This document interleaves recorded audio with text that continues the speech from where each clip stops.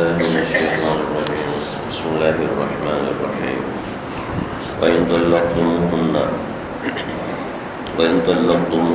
من قبل أن تمسوهن وقد فرضتم لهن فريضة فنصف ما فرضتم إلا أن يعفون أو يعفو الذي بيده عقدة النكاح إلى آخره۔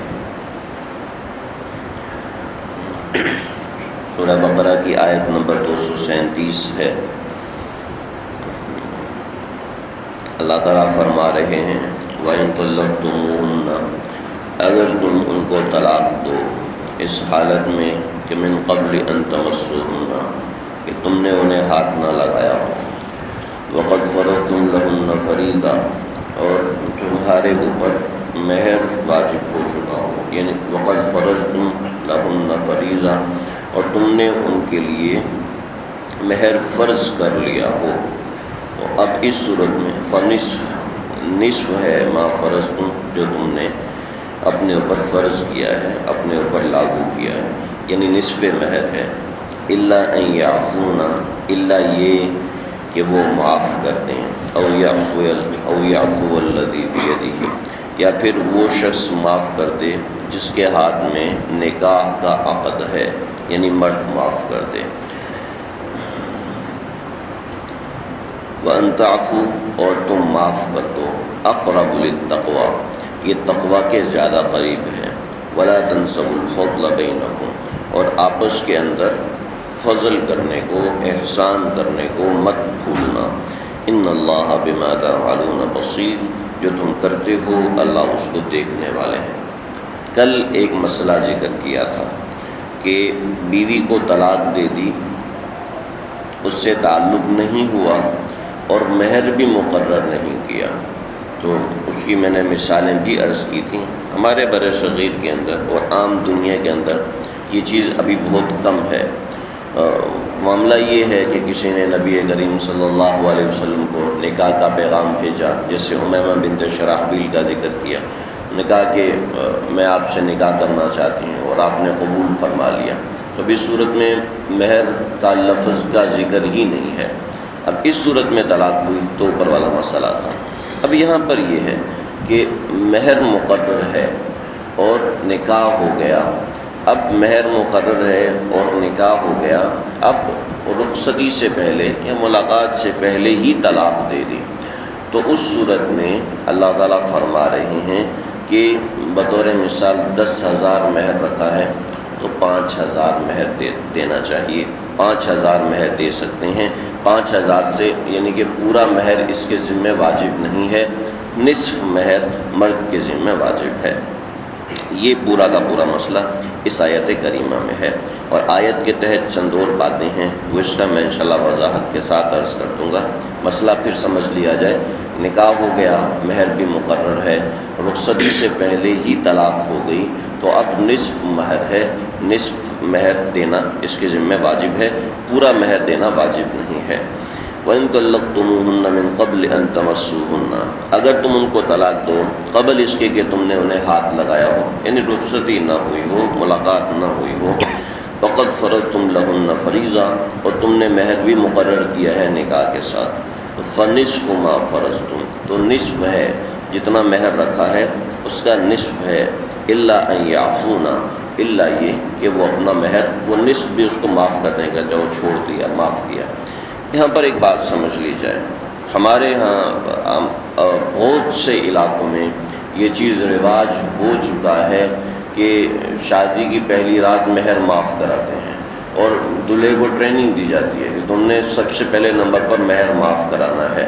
تو دیکھیں ایک بات سمجھ لی جائے، ہمارے ہاں کیا ہوتا ہے، ہمارے ہاں ہوتا یہ ہے کہ مہر جی کتنا جی 2.5 لاکھ روپیہ، مہر کتنا جی 3 لاکھ روپیہ، مہر کتنا جی 10 لاکھ روپیہ، وہاں پہ تو شان و شوکت دکھاتے ہیں۔ مہر ایسی چیز ہے کہ جو ایسی رقم یا ایسا معاملہ ہونا چاہیے جو فوری ادا کر دیا جائے۔ ہمارے ہاں یہ بھی ہوتا ہے، جی فلاں اتنا گھر، اتنے ایکڑ زمین مہر ہے، اور اس بیچارے کے پاس ہے ہی نہیں. جی کیوں لکھوا رہے ہو؟ اس لیے لکھوا رہا ہوں کہ اگر طلاق دے دی تو پھر پورا تو واپس کرنا پڑے گا نا اس کو. تو اگر شروع میں یہ چیز ہے تو پھر آگے کیا فائدہ؟ ایسے تعلق کا ہی فائدہ نہیں ہے کہ شروع میں ہی آپ کو اتنی بے اعتباری ہے، شروع میں ہی آپ کا تعلق اتنا گندا ہے کہ آپ اتنی شرطیں لگا رہے، اتنی بڑی رقمیں لگا رہے ہیں. مہر وہ رقم ہے کہ جو ایسی رقم ہونی چاہیے جو بندہ ادا کر سکے. اصل میں مہر کا حق عورت کا ہے کہ عورت کے خاندان کی عورتوں کا جتنا مہر ہوتا ہے اسی کے آگے پیچھے مہر رکھوانا چاہیے، ورنہ اگر مرد کی وسعت زیادہ ہے تو زیادہ بھی رکھوا سکتا ہے. اصل مہر کا فلسفہ یہ ہے کہ عورت کی طرف سے مہر ہوگا. بطور مثال باہمی صلح صفائی سے مہر مقرر ہو رہا ہے تو اتنا مہر ہونا چاہیے کہ جتنا مرد کی استطاعت کے اندر ہو. بطور مثال اس کی تنخواہ ہے 40,000، آپ مہر رکھوا دیں 50,000، وہ آسانی سے ادا کر دے گا. تنخواہ ہے 50,000، مہر آپ 1,00,000 رکھوا دیں اس میں. لیکن اب تنخواہ ہے 20,000 اور مہر رکھوا رہے ہیں 2,00,000 روپیہ، وہ بیچارہ پوری زندگی مہر ہی ادا کرتا رہتا. ہاں ایک بزرگوں کا تجربہ ہے کہ جتنا زیادہ مہر رکھیں گے اتنا زیادہ مال میں برکت ہوگی. یہ ایک بزرگوں کا تجربہ ہے، یہ نہیں ہے کہ اسی کے پیچھے چلیں. یہ ایک اچھی چیز ہے کہ ہمارے بعض ایک بزرگ فرماتے ہیں ہم اپنی بیویوں کو کئی دفعہ مہر کی رقم دے چکے ہیں، ایک دفعہ نہیں کئی دفعہ دے چکے ہیں. تو بہرحال لیکن یہ جو چیز ہے کہ مہر معاف کراؤ، یہ اس طریقے سے معاف نہیں ہوتا. مہر معاف ہونا الا ان یعفونا، کہ عورت اپنی مرضی سے معاف کرے، کہ اپنی خوشی سے، اپنی رغبت اور رضامندی سے کہ میں نے مہر کی رقم معاف کی تو معاف ہو جاتی ہے. ورنہ غیرت کا تقاضا ہے کہ مہر کی رقم معافی کے باوجود دینی چاہیے، الا یہ کہ وسعت نہ ہو یا پھر اس طرح کا معاملہ ہو. تو بہرحال یہ ہے کہ یا تو عورت وہ نصف مہر معاف کر دے، او یعفو الذی بیدہ عقدۃ النکاح. یہاں پر بات سمجھ لیجیے کہ یا معاف کر دے وہ شخص کہ جس کے ہاتھ میں مہر کا عقدہ ہے، یعنی کہ شوہر معاف کر دے. شوہر کیسے معاف کرے؟ ایسے ہوتا تھا اور ایسے ہی ہوتا ہے عام طور پر کہ جب نکاح ہوتا ہے تو اس کے ساتھ ہی مہر کی رقم بھیج دی جاتی ہے. تو اب رخصتی سے پہلے طلاق ہو گئی تو مرد کے حق ہے کہ وہ اپنے آدھے پیسے واپس لے. بطور مثال 50,000 تھا، 50 بھیجوا چکا ہے، اب اس کا حق ہے کہ 25,000 واپس لے. تو اللہ فرما رہے کہ یعفو الذی بیدہ، تمہیں بھی چاہیے کہ معاف کر دو. ٹھیک ہے، کوئی ایسا مسئلہ نہیں ہے، لیکن ذمے آدھا ہے اور آدھا مہر معاف کرنے کا مطلب یہ ہوا کہ پورا بھیجوا چکا تھا، آدھا واپس لے سکتا ہے. بہتر ہے کہ آدھا بھی اسی کو ہدیہ کر دے کہ وہ لے لیں. وَأَن تَعْفُوا أَقْرَبُ لِلتَّقْوَىٰ، ہاں مرد اگر یہ چیز معاف کر دیں، یعنی کہ اپنا دیا وہ واپس نہ لے بلکہ معاف کر دیں، تو یہ اقرب للتقویٰ ہے، تقویٰ کے زیادہ قریب ہے. وَلَا تَنْسَوُا الْفَضْلَ بَيْنَكُمْ، اور اللہ تعالیٰ فرما رہے آپس کے اندر فضل اور احسان کو مت بھولو. یہ دیکھیں طلاق کا ایسا معاملہ ہے جو ہمارے معاشرے کے اندر نفرت اور غصے کی انتہا کی علامت سمجھا جاتا ہے، اور اللہ فرما رہے ہیں کہ یہ نفرت اور غصے کی انتہا کا معاملہ نہیں ہے، یہ آپ کا ایک معاملہ تو جو ختم ہو گیا. بس یہ وہ ہے، طلاق کو ہم نے غصے کی علامت سمجھا ہے.